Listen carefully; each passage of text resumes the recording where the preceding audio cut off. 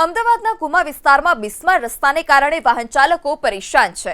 થોડા દિવસ પહેલા મુખ્યમંત્રીએ ખખડધજ રસ્તા અંગે અધિકારીઓને ફટકાર લગાવી હતી, તેમ છતાં સ્થિતિમાં કોઈ જ સુધારો નથી। ગુમા વિસ્તારમાં 6 મહિના પહેલા ડ્રેનેજ લાઇન માટે રસ્તો ખોદી નાખવામાં આવ્યો હતો।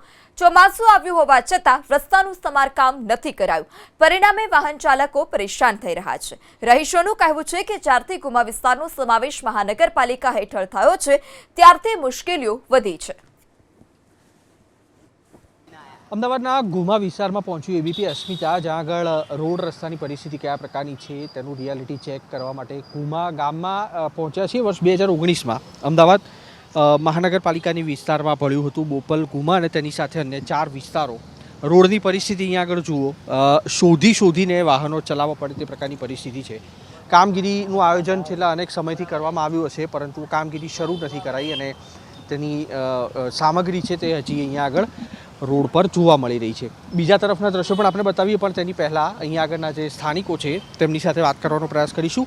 તેમને પૂછીશું કે આખરે નગરપાલિકામાં જ્યારે આ વિસ્તાર હતો ત્યારે કયા પ્રકારની પરિસ્થિતિ હતી। શું નામ છે તમારું?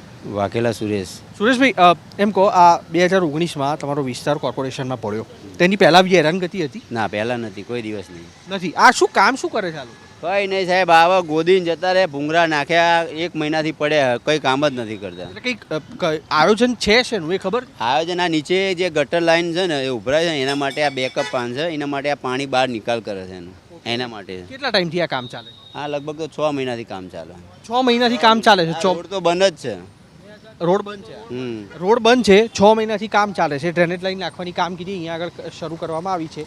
રસ્તો જુઓ, કામગીરી 6 મહિનાથી ચાલે છે, પણ એટલી મંથર ગતિએ ચાલે છે કે ચોમાસું આવ્યું અને રોડ અહીંયા આગળ બંધ કરી દેવો પડે તે પ્રકારની પરિસ્થિતિ આ વિસ્તારમાં છે। એટલું નહીં, સામેનો જે વિસ્તાર છે ત્યાં આગળના પણ દ્રશ્યો આપને બતાવવાનો પ્રયાસ કરીશું। બેરિકેડિંગ આખું કરી દેવામાં આવ્યું છે અમદાવાદ મહાનગરપાલિકાના દક્ષિણ પશ્ચિમ ઝોન દ્વારા, અને આ રસ્તો જુઓ બોપલ ગુમાનો। સ્થાનિકોનું કહેવું છે કે નગરપાલિકામાં હતા ત્યારે આ પ્રકારની કોઈ સમસ્યા હતી નહીં, કોર્પોરેશનમાં ભળ્યા તે બાદ આ પ્રકારની પરિસ્થિતિ અહીંયા આગળ થઈ ચૂકી છે। વરસાદનો જે પ્રમાણ છે તે અમદાવાદ શહેરમાં અન્ય શહેરોની સરખામણીએ ઓછું છે, પણ આ સ્થિતિ જુઓ, આ રોડ અહીંયા આગળ ખોદી નાખવામાં આવ્યો છે, ડ્રેનેજ છે તે રોડની નીચેથી પસાર થઈ રહી છે અને આમ ખુલ્લી મૂકી દેવામાં આવી છે। કયા પ્રકારની કામગીરી, કયા પ્રકારની પદ્ધતિથી અમદાવાદ મહાનગરપાલિકા કામ કરે છે તે સમજી શકાતું નથી। પહેલો વરસાદ અમદાવાદમાં પડ્યો ત્યારથી લઈને અત્યાર સુધી 1200થી 1300 જેટલા સ્થળો ઉપર થીગડા મારવામાં આવ્યા છે।